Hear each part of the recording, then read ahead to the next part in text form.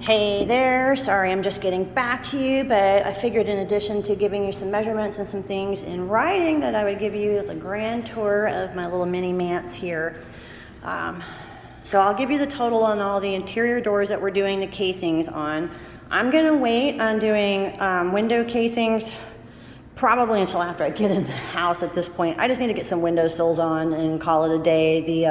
The drywall guys did an excellent job of wrapping the drywall, around everything. So I think we're good there. But we're gonna have windowsills we're gonna need to do. We've got a barn door that's going right there. I already had the blocking put in right there. This is the new living area. We're gonna switch this door out, not the jamb or anything, hopefully. I mean, the wood seems to be in good shape. I have a brand new masonite slab door that has not had the hinges cut in it. That is in my climate controlled shed out back. But we're gonna pull the casing off there and redo that. Barn door, these are where the two closet bifold doors are gonna go. I don't know why they took my tracks out. There was nothing wrong with them, but those will need to be cased out. In here it would just be this door encasing. This is a set of bypass closet doors that will need new casings as well. We're just going to do a windowsill in here. Same thing over here, windowsill. We've got a double set of bypass doors here. The slabs on both sides are the same size as the slabs for the bypass closet door in the linen closet in the master. This is my favorite thing about my house is my new 12-foot bifold door. Yay! Like I said, they did a good job on all this, so if I decide to trick those out, I'll do that a little later. This used to be my master bedroom closet. It is now a pantry. And it's going to need a glass door there. This glass door is slightly bigger. That's where my refrigerator goes and gets recessed in. Let me slide around here. Hope I'm not moving this thing too fast. This is the kitchen. This is the dining room. Island goes right there, dishwasher, sink. And then it's cabinets, counters, cooktop, vent hood, microwave oven, wall oven stack. Plans called for a barn door here. Was going to be a neat trick with the oven right there, so that's been 86 for a right hand in-swing, which now I feel like a retard that I've got the electrical on this side, but that's why I'm putting a clear glass door in so people can see where the light switch is at. I've got a whole series of cabinets and counters and everything going in here. My desk area with a knee space on the quartz counter is going to be right here. So if I open the door left hand, which would make more sense, boom, if I'm sitting at my desk, people are going to hit me. So this is also doubling as the dog room. One of the lowers is going to be converted into a dog kennel. We got pantry cabinet and all that stuff. Dog wash station goes where the toilet used to be at. This was the master bathroom. Washer, dryer, lower, counter, uppers, pole, clothes pole, blah, blah, blah. All right. This is kind of a funky situation right here. So this is the original exterior wall of the house. This was the master bedroom that we're standing in. The fireplace room was the family room. There was a window right there that went out to the backyard. And we had to frame out this wall because of the stucco. When they knocked out the window over here, you had really thick stucco up here and then none and then thick stucco. So all of the furring strips were warped. And this was what we had to do in order to be able to hang drywall straight. But the rough opening for this is like 42 inches. It's a little big for the 36-inch door, so it's going to need some kind of jam extender or something. But I was figuring we could, set the door back here flush and then just, trim this out along here. Excuse me, I'm a terrible narrator. Again, no casings around these doors, they're fine. So here's where pocket door number 1 goes. The pocket door frame is in there. The little rollers used to be attached to that bag down there, and apparently they got knocked open in the garage, and I've only been able to find 2. So I'll need new rollers for that. Another pocket door right there. It does have the rollers in the bag still. We got a right hand in swing from inside the toilet room, and this is where the 3rd bypass closet goes. This doubles as a pool bath, toilet, sink, all that gobbledygook.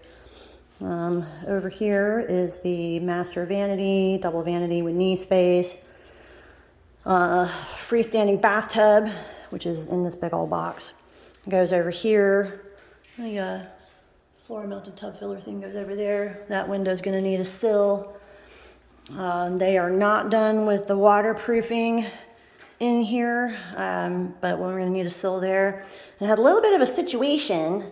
I have a septic pump outside because my septic tank is way over, it's like 125 feet from here, way over the front of the house. And we did a septic access out there to pump out the tanks to my lovely RV. And on Saturday, apparently the GFI outlet tripped on it, and it's right over there, as you can see. And my septic clean out is right here. And thank God I was pumping out the gray tanks and not the black tank, because that would have been a little bit of a EPA natural disaster in here. And this stuff is still drying out from it. It backed it right up into here. So now I have ordered a sump pump alarm system with a auto bill alarm and a strobe light and Wi-Fi and all that stuff. And it never dawned on me that, hey, if you lose power over here, Ange, you can't even wash your face or take a shower or, use your toilet in your master bedroom. So maybe one day in the future, I might drop a small septic tank out there, but it is definitely not in the cards right now. This is the master bedroom closet. Echo, closet. This is my Carrie Bradshaw Sex and the City shoe closet that I'm very excited about. Right here is where the stowaway ironing board would go. It is not the powered one, so I'm just going to plug the iron in right there, but I couldn't put it in the laundry room as planned because the studs in the original house are set apart 14 inches instead of 16. And I think, post on the back. Hang on. This is like the longest video ever. You are a good sport for even listening. There's my swamp. Oh, shoot. Crap. Sandal in my shoe. Yes, there are 5 posts. I forgot about the one in the corner. Okay, I am open to suggestions on materials. The best thing to do would be to give me a quote for labor only on everything. And I'm not an idiot. I take people that know better than me's advice all the time. For the stucco on the other side of this over here in this gable, he left 3/4 of an inch of space there so we can put some kind of cedar or this other stuff you were talking about that started with an A, I forget. This is the space that, we might as well, it's just probably 4 sheets of plywood. We'll just tear this out and put new stuff in. But this entire space here is 10 feet by 39 and change. We'll call it 40. And what I want to do is just, we're going to plywood this up. This used to be enclosed. This was a sunroom. Actually, it was a screen enclosure for a prior owner. And then another owner came in and enclosed it and did a piss poor job, and it wasn't permitted and blah, blah, blah. I had a 16-foot bank and an 8-foot bank of Andersen A-series doors that apparently were going to be $35,000 to tear out and replace. It was cheaper for me to cut a big giant hole in the wall here and put in this 12-foot door, put the sliding glass door that used to be in there when somebody else owned it, take off. I had a metal Elite roof that wasn't even connected like a mono roof. It had this crazy valley and gutter system, just a nightmare. Ripped that off, trussed all this out, extended the shingle porch roof all the way out, and it was still cheaper than replacing just those doors. So this is the original tongue and groove. And it's been stained. I know it's going to need some oil-based primer so we can paint on top of it. But it went perpendicular this way. I would like to have everything going this way. And I think this is still a pretty basic design. And this was all inside the house, so it's all in great shape. It was just moved out here about a week ago. And This whole back area was open during the hurricanes. Like there was no, I mean, that whole opening was open. There was no doors on the back of my house at all. And I had like virtually no spray in this covered area between the screen enclosure and everything. So it's in great shape. And this is where my little outdoor kitchen's going eventually.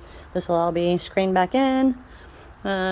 Way out there on the old half-court basketball court, we'll just call that a slab now, is the remnants of my pool cage that my screen guy will be putting back together again. And I think that's just about everything you asked for. I hope so. If you have any other questions, call me. And I'm going to shoot you an email and let you know I am sending this to you through your Facebook Messenger for the company, because this will never send where you can see it through texting. Looking forward to meeting you. Have a great day.